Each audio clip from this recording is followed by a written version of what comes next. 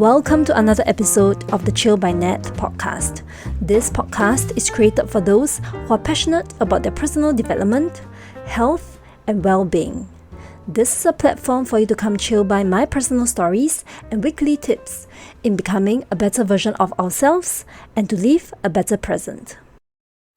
But first, let's chill. My name is Jeanette. Welcome back. So last week, we talked about how self-care isn't selfish, and we also talked about how it is essential sometimes to put ourselves first so that we can be in a better position to take care of our loved ones.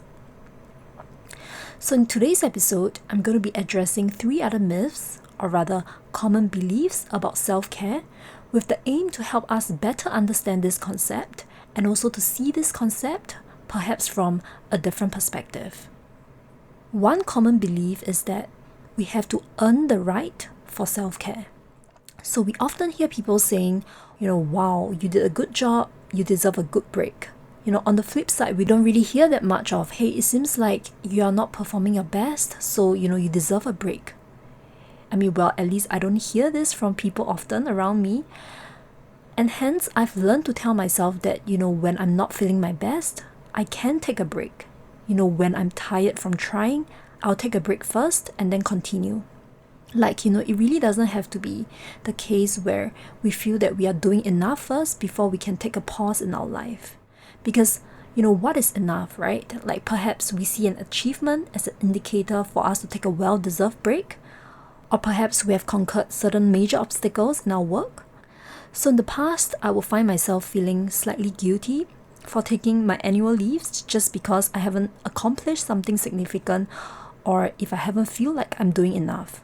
And I noticed that when I ask for my annual leaves, it's usually after I've accomplished certain important tasks. When I used to work in a headhunting firm, it's usually after I've closed a deal, I find myself more willing, or rather I'll find more courage to speak up to ask for that break. It's natural, right? Because I think sometimes we are just also limited by our circumstances when certain periods are naturally more busy and certain deals are more urgent. So we can feel really hard to ask for that break. And then in that way, the pace we take our breaks are usually pretty much dictated by the business needs, in that sense. And, I'm still pondering today, if there's a way to work around this, because that's what most of us face, right? But the truth is, I often feel that, our body pace is just not always aligned with the pace of the business, right? And, that's something that we can't control. And I'm just thinking, right now, maybe the only answer to that is just our own responsibility. It's our responsibility to pay attention to ourselves more often and be courageous enough to ask for breaks even when it's not the best time to do so. And I guess it's really part of the social construct of how we have conditioned our mind to think in a certain way. Subconsciously, somewhere, we will feel that our lives is probably broken up into 3 parts. The first part is really on education, and then the second part is really working hard and then starting a family to achieve that stability. And then the third part is then used for leisure, right? It's usually the retirement phase where we dedicate time to take a break. So how in the last episode, I also talked about how I've asked for that time off by quitting my full-time job. So I really did not wait until everything was right, or rather I did not wait until I had earned the right to make the decision to leave my job.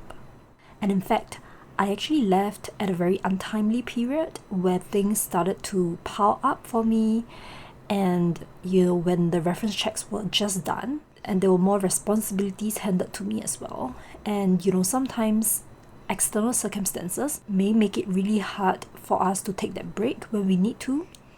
And the point of saying this is, I wanted to point out that communication is very important here as well. I think I've talked about communication a few times in my episodes, but I really feel that it's an important component, because as we are carrying out these boundary settings and, asserting our needs, it can seem really irresponsible if we just decide to disappear without proper handover or proper communication, right? So as much as we are making difficult decisions, decisions for our well-being, I think we have to take responsibility for it as well. And if need to, ask for that understanding and, try our best to really have the intention to do it in a responsible manner and not just, leave everything and just disappear. Because what I'm trying to say here is the outcome can be the same, but how we carry all these acts of self-care may be different, and it's our responsibility and it's our choice if we want to do it in a responsible manner, because it defines who we are, right, at the end of the day. So the powerful thing about this is also I feel that when I understand this concept that people need their breaks, I think I also started to be more understanding towards people around me, because some of the things are just not that apparent, right? So their reasons might not be valid to me, but they're valid to them. So, be it my friends or my partner or anyone, if they tell me that they just need a break, I think I learned to not question it anymore. I learned to not judge whether people's reasoning is valid, right? Because it's valid to them.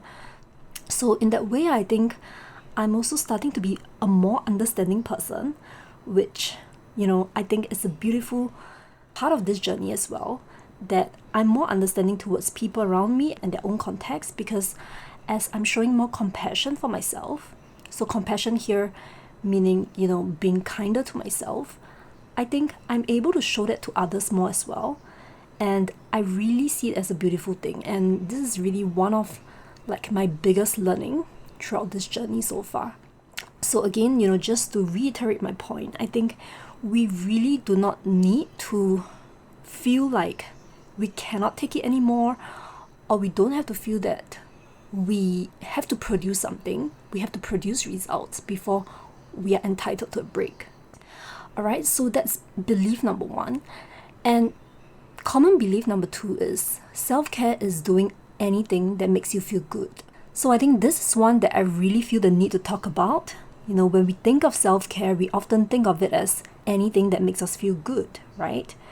And I know in the last episode, we talked about how self-care is anything that makes us feel recharged, anything that we do or think that makes us feel good.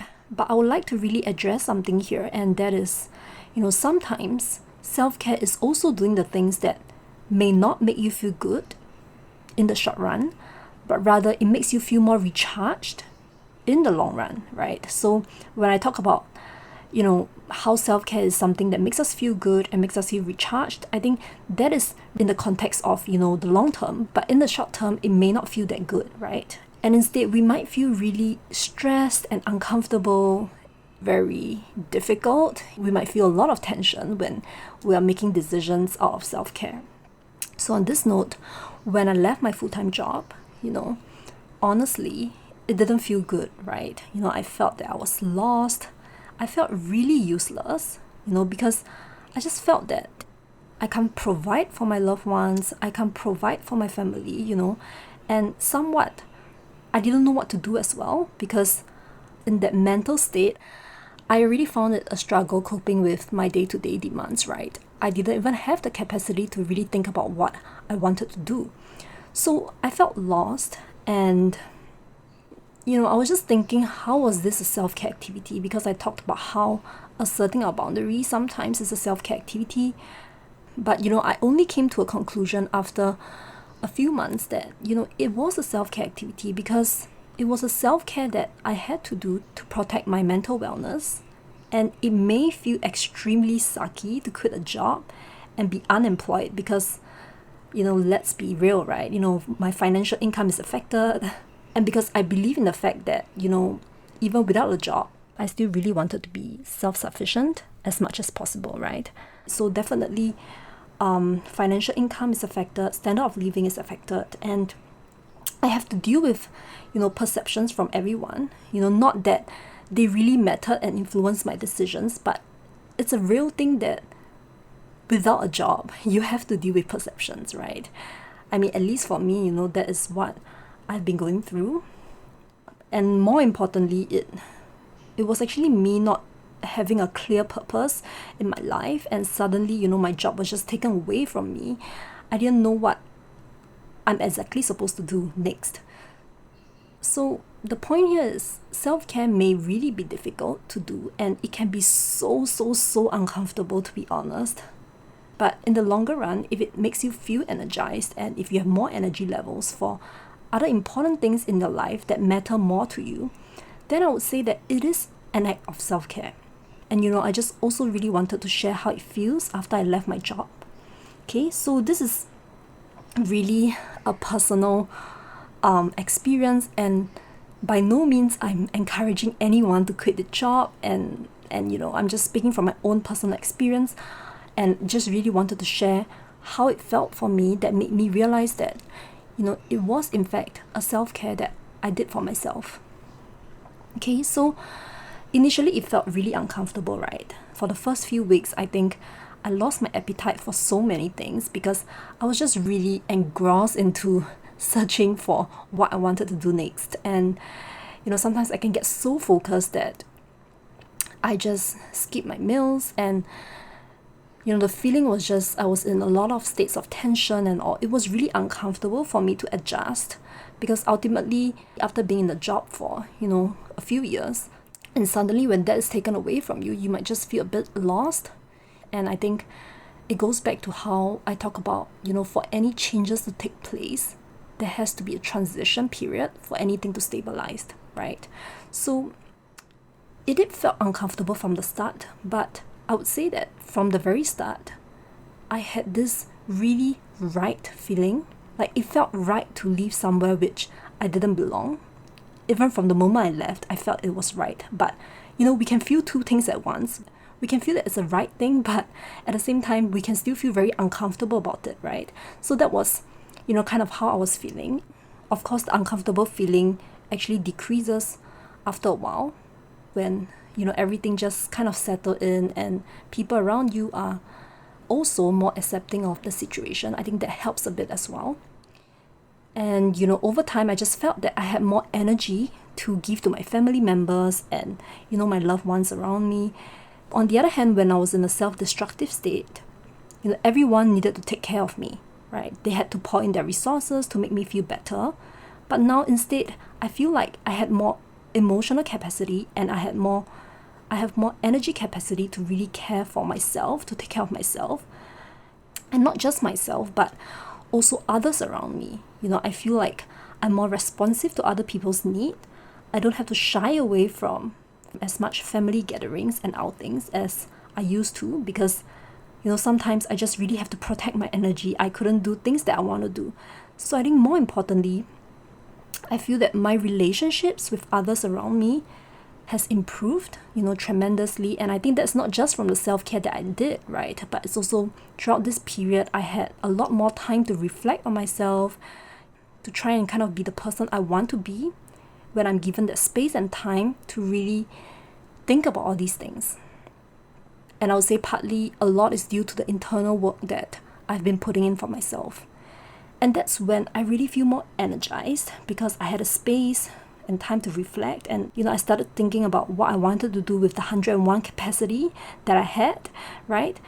So because of this, I also kind of, took the leap of faith to pursue my further studies. And I just felt that all these wouldn't have happened if I didn't take the courage to make the difficult decision, which didn't really make me feel exactly good initially. And, I think the biggest challenge right now is to deal with the uncertainty that I have every day, right? As I'm still searching for my answers, I don't have all my answers at the moment. I'm just trying different things to really see what is it that is aligned to my values, what is it that is, aligned with my values, and sort of just taking my time to find that greater purpose, which I think is important. But definitely, I can say that I'm in a better mental state.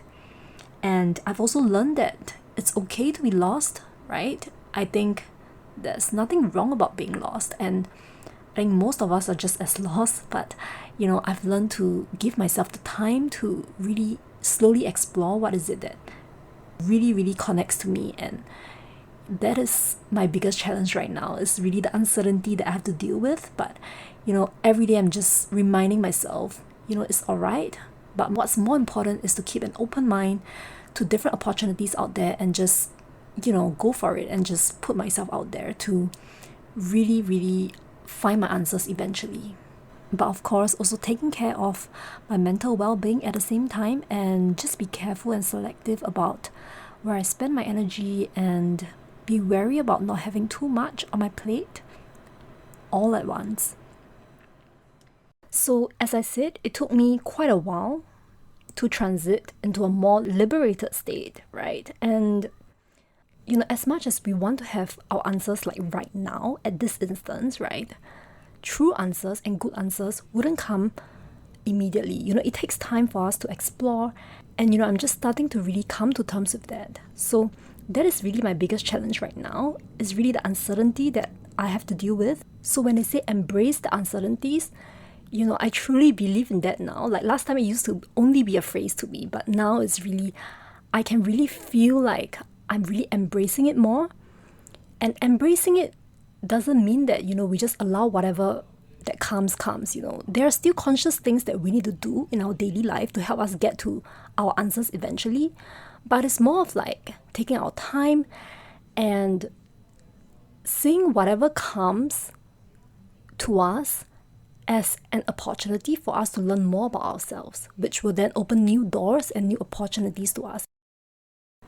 So the point here is that I just really wanted to share that self-care may not feel good in the shorter run.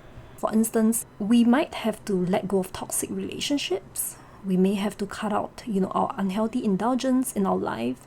Quitting a toxic relationship might be so difficult, right?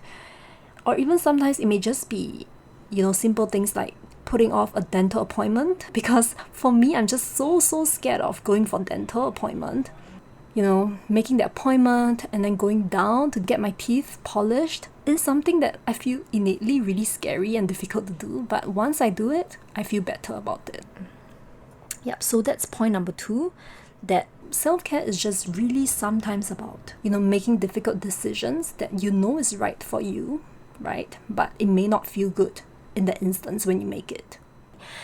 And number 3, self-care is not for everyone. So this is another common belief, that self-care is not for everyone. It's only for women, it's only for people who have time, people who have money, it's a luxury. But today I'm telling you that self-care is eligible for everyone. Okay, you don't have to meet a certain criteria to sign up for self-care. And why do we get the idea of self-care is only for women, right? Because it's sometimes what we see on marketing campaigns on social media, but healthy routines and nurturing activities are really gender neutral, right? We all have the rights to it, regardless of gender. I think we should be proud and we should take pride in self-care.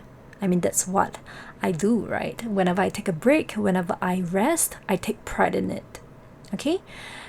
And yes, I do agree that sometimes self-care activities do take up a lot of time. But remember how we also said that self-care is a way of life?